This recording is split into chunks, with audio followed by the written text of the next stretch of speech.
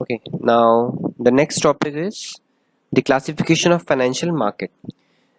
If we talk about financial market, there are two types of market in which it has been classified. The first one is money market and the second one is capital market.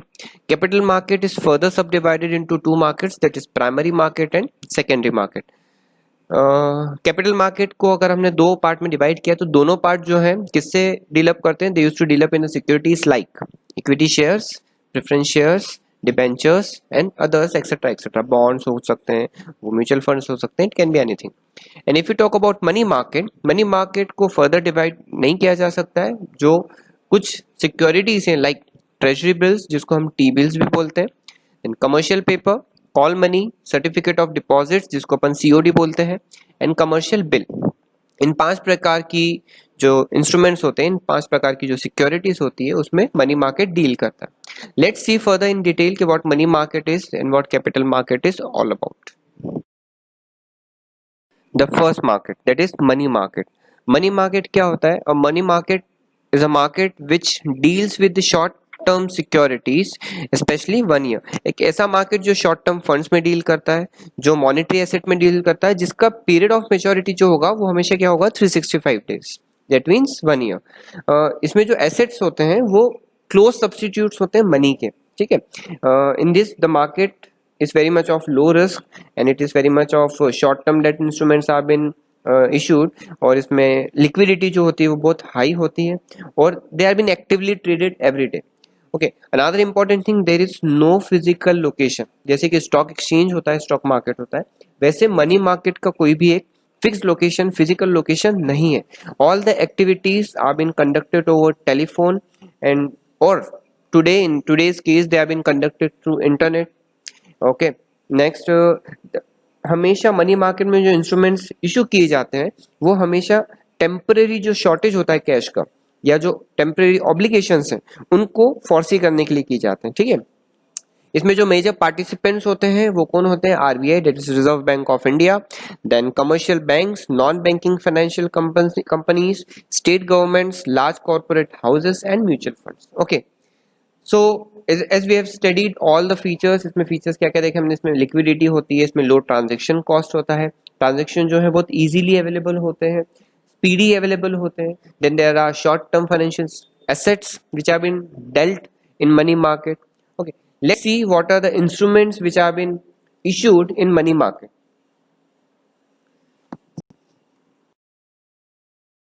Now the first instrument which is known as treasury bill, जिसको अपन T bill के नाम से पुकारते हैं. Treasury bill एक तरीके का short term instrument होता है जो सेंट्रल गवर्नमेंट इशू करता है. ठीक है. सेंट्रल गवर्नमेंट का ये इंस्ट्रूमेंट है और इशू करता है आरबीआई. किसके बिहाफ पर? गवर्नमेंट के बिहाफ पर, सेंट्रल गवर्नमेंट के behalf. Now why it has been issued is it has been issued to the financial institutions और the general public in order to meet its short term financial needs. Okay, ये हमेशा जो short term financial needs होती है उसको ही, उसके ऊपर ही इसको इशू किया जाता है. इशू कौन करता है? आरबीआई करता है. ओके, इसका कभी भी ड्यूरेशन मैच्योरिटी का 1 साल से ज्यादा का नहीं होगा. ये हमेशा याद रखना, ट्रेजरी बिल कभी भी 1 साल से ज्यादा के नहीं होते. In today's in particular era there are basically 4 types of T-bills are available, जिसमें 14 days T-bill होता है, 91 days T-bill है, 182 days T-bill है एंड 364 days T-bill है. जिसमें से 14 days एंड 182 days का जो T-bill है वो अभी मार्केट में नहीं है. स्पेशली 91 days का T-bill और 364 days का T-bill मार्केट में available. These bills are generally brought by commercial banks, non-banking financial companies, that is LIC, UTI, GIC, NBFCs, etc. They are highly liquid in nature because RBI is ever ready to buy them on discount. ठीक है. Now see, they are been issued at less than face value while the payment is made at face value. उसका समझने का एक example के तौर पे समझते हैं. एक 91 डे का टी बिल आरबीआई ने इशू किया और उसकी वैल्यू थी 1 लाख रुपए. कितनी थी? 1 लाख रुपए. तो गवर्नमेंट 1 लाख की जगह जो पर्सन है या जो इंस्टीट्यूशन है उससे सिर्फ 96,000 ही लेगी, अज्यूम कर रहे हैं. हाँ, ये जो 4,000 का है ये बोला जाता है डिस्काउंट और इसीलिए इसको बोला जाता है zero coupon bond. Zero coupon मतलब they have been issued less than the face value, मतलब डिस्काउंट पे इशू कर रहे हैं बट जब रिडीम करेंगे, जब मैच्योरिटी आ जाएगी जब उसको रिडीम किया जाएगा तो रिडीम करने के समय पे उसको 96,000 की जगह पर पूरे के पूरे 1 लाख रुपए दिए जाएंगे। So therefore it is called as zero coupon bond, क्योंकि इसमें इंटरेस्ट नहीं होता, फिक्स रेट नहीं होता, बट ये जो डिस्काउंट अमाउंट है, ये जो मिनिमम अमाउंट है डिस्काउंट का, ये अमाउंट को ही इंटरेस्ट कंसिडर करके लिया जाता है। Clear? Next instrument which is dealt in money market is commercial paper. Now see, commercial paper क्या होते हैं? They are those papers which are also called as unsecured promissory notes, which are issued by well-reputed companies to meet the demand of short-term, seasonal and working capital requirements. Now see, दो चीजें important है। पहली चीज unsecured promissory note, और दूसरा जो term आया वो आया वेल रेप्यूटेड कंपनीज। इन दोनों को समझते हैं। अनसिक्योर्ड प्रोमिसरी नोट्स का मतलब होता है, सबसे पहले देखो प्रोमिसरी नोट्स क्या होते हैं। जब भी आप किसी पर्सन को कुछ देते हैं, पैसे देते हैं, तो अब कोई कंपनीज क्या करती है, प्रोमिसरी नोट्स लेती है। प्रोमिसरी नोट एक तरीके का बिल होता है जो ये बोलता है, बिल्स पेएबल और बिल्स रिसीवेबल जिस तरीके से काम करते हैं ये भी वही होता है, बट ये एक तरीके का डॉक्यूमेंट है जो जिसको हम बोलते हैं अनसिक्योर्ड है। अनसिक्योर्ड मतलब कभी बाई चांस अगर उस धारक ने पैसे देने से मना कर दिया तो क्या करोगे आप, ठीक है। प्रोमिसरी नोट एक शीट होती है, उसके ऊपर लिखा जाता है कि मैं धारक को आज से 3 महीने बाद इतने पैसे इतने इंटरेस्ट के साथ में प्रोवाइड वापस से कर दूंगा, और फिर रेवेन्यू स्टैम्प लगता है, उसके ऊपर सिग्नेचर होता है, ठीक है। That is called as promissory notes. अब दूसरा टर्म जो है well reputed companies. Well reputed companies का मतलब यहाँ पर है वो कंपनीज जिनका क्रेडिट रेटिंग जो है वो अच्छा है।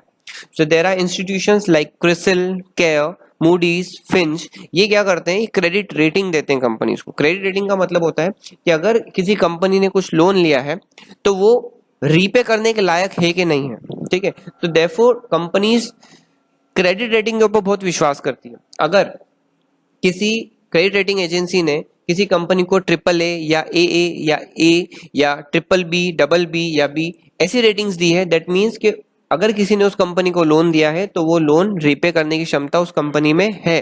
तो ये वही कंपनी इशू करेगी कमर्शियल पेपर जिनकी रेपुटेशन बहुत अच्छी है, जिनका क्रेडिट रेटिंग बहुत अच्छा है, ठीक है। For example, in order to expand its business, a company is going to issue equity shares. अधिकतर कमर्शियल पेपर जब इशू किए जाते हैं जब कंपनी को मार्केट से पैसा उठाना है, इक्विटी शेयर्स इशू करने। तो इक्विटी शेयर्स जब कंपनी इशू करती है तो उसके लिए कंपनी को बहुत हैवी कॉस्ट लगता है, उस कॉस्ट को बोलते हैं अपन flotation cost. Now you can see on the screen, flotation cost का मतलब क्या होता है, the expenditure which is incurred in issuing a security, that is share, debenture. अब इस एक्सपेंडिचर में क्या क्या आता है, इसमें आता है ब्रोकरेज, इसमें आएगा आपका underwriting commission, then your advertising, then your printing of application form, etcetera etcetera. तो ये कंपनी सोचती है कि यार ये पैसा मैं खुद से ना लगाते हुए कमर्शियल पेपर इशू करके लोगों से पैसा लेकर इस कॉस्ट की भरपाई करूं, ठीक है। इसको एक तरीके से और बोला जाता है, इसको बोला जाता है bridge financing. It refers to a temporary arrangement of finance that bridge the gap between the need of long term finance and to secure it, ठीक है। मतलब अगर आपने इक्विटी शेयर इशू किए हैं, इशू करना चाहते हैं, तो इक्विटी शेयर जो है वो लॉन्ग टर्म फाइनेंस होगा, तो उसे पाने के लिए मुझे जो पैसा लगेगा, जो ब्रिज से मुझे गुजरना पड़ेगा, पैसे का ब्रिज, यहाँ पर ब्रिज मतलब वो पुल नहीं है नदी के ऊपर वाला, यहाँ पर ब्रिज मतलब कंपनी के दरवाजे से लेकर तो स्टॉक एक्सचेंज में इशू करने तक का जो पाथ है उसको ब्रिज करना। अब उसको ब्रिज कैसे करेंगे, on the basis of money. अब वो मनी कहाँ से आएगा, वो मनी आएगा कमर्शियल पेपर से, ठीक है। This source of finance is also known as bridge financing. There buyers are banks, insurance companies, unit trust and firms, etc. They can be sold in two ways, directly and indirectly. Clear?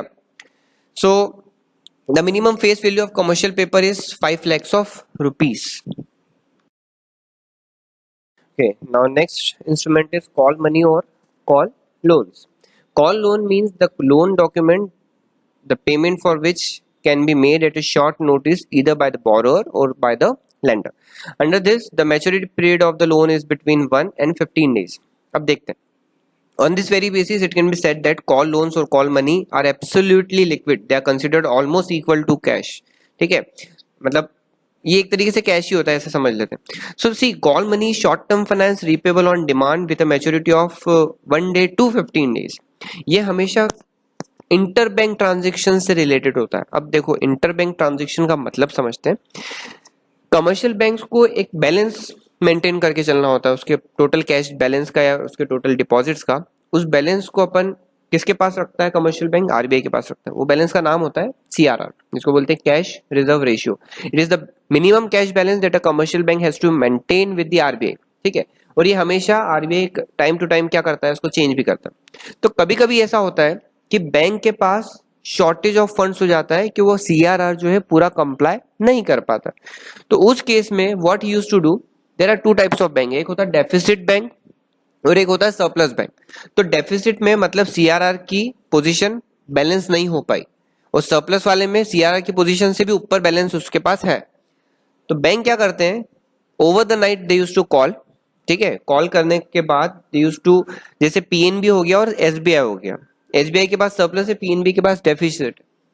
तो PNB क्या करेगा, SBI को call करेगा, बोलेगा कि मुझे इतने पैसे की जरूरत है, आपके पास सरप्लस अमाउंट है, तो आप मुझे कुछ समय के लिए पैसा दे दो, 15 दिन के अंदर मैं आपको वो पैसा रिटर्न बैक कर दूंगा, ठीक है। क्यों करता है पीएनबी ऐसा? क्योंकि उसको सीआरआर की रिक्वायरमेंट को मेंटेन करना ही है, ठीक है। अगर नहीं करेगा तो पेनल्टी चार्ज कर देगा आरबीआई, और फिर उसके ऊपर डायरेक्ट एक्शन लिया जा सकेगा। सो जिस रेट के ऊपर एसबीआई पीएनबी को लोन देगा, वो रेट कहलाएगा कॉल रेट। क्या कहलाएगा? Call rate. इंडिया में या ऑल ओवर द वर्ल्ड, अगर यूरोप मार्केट की बात करूं, तो कॉल मनी के जो रेट्स होते हैं उसको बोला जाता है LIBOR. LIBOR means London inter bank over the night rate, और इंडिया में ये डिजाइन होता है माइबोर से, MIBOR, जिसको बोलते हैं Mumbai inter bank over the night rate. इस तरह से कॉल मनी फ्लक्चुएट होती है, इस तरीके से कॉल मनी का कॉन्सेप्ट कहलाता है, ठीक है। Next instrument certificate of deposit, जिसको सीडी भी बोल सकते हैं, सीडीओ भी बोल सकते हैं। Certificate of deposit is a negotiable instrument which can be transferred after a certain period by an endorsement. एक तरीके का नेगोशिएबल इंस्ट्रूमेंट होता है, एक तरीके का डॉक्यूमेंट होता है जो ट्रांसफर किया जा सकता है दूसरे के नाम पे एक पीरियड के बाद, ठीक। It is issued by scheduled commercial banks. ये हमेशा कौन इशू करते हैं? ये कमर्शियल बैंक्स इशू करते हैं जो शेड्यूल्ड है। Schedule means which have been complied by the law, and the Indian financial institutions like IDBI, IFCI, ICICI, SIDBI and EXIM. Certificates of deposits are issued to individuals. They have been issued to associations, companies, corporations. इसका जो face value होता है वो minimum होता है 5 लाख का, ठीक है। और एक investor has got to get certificate of deposits of the बोलना चाहिए of the minimum amount of 25 lakh something तक का वो अमाउंट लेकर जा सकता है, ठीक है। सर्टिफिकेट वो ले सकता है 25 लाख तक का, ठीक है। Next, commercial bill. It is a negotiable instrument which can be easily transferred. It is used to finance the credit sales. Commercial भी एक तरीके का बिल्स ऑफ एक्सचेंज ही कहलाता है। एक सेलर होता है और एक बायर होता है जो एक दूसरे को क्या करते हैं, बिल्स प्रोवाइड करते हैं on basis of purchase of product on credit. The seller is also called as drawer, which draws the bill, and the buyer is called as drawee, which accepts it.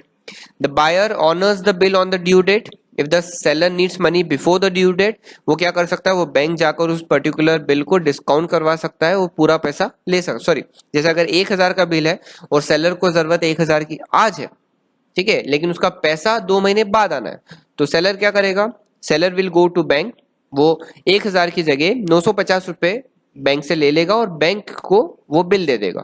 अब bank और जो ड्रॉई है वो एक दूसरे से डील करेंगे। It is a short term instrument, short term के लिए रहता है, इसका पीरियड रहता है 90 days. Clear? That's all from the point of view of money market. In the next session we are going to see capital market.